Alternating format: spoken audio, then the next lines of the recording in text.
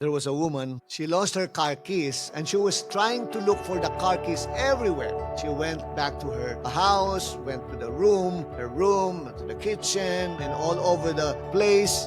Went back to the car, it's not inside. And finally, she looked at her jacket, it's in her pocket. Why was she not finding the keys? She was looking the key in the wrong places.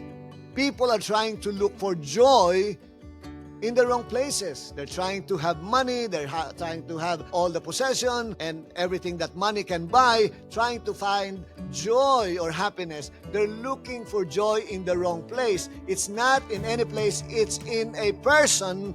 It's in the person of the Lord Jesus Christ. So don't find it in money, in places, in travel. You can't find real joy anywhere. It's in a person. John 15:11, let's read. These things I have spoken to you, that my joy may be in you, and that your joy may be full, complete, real joy. That's why Paul, though in prison, in a dirty place, he was still writing joy. It's in a person. It's in Christ Jesus. Amen.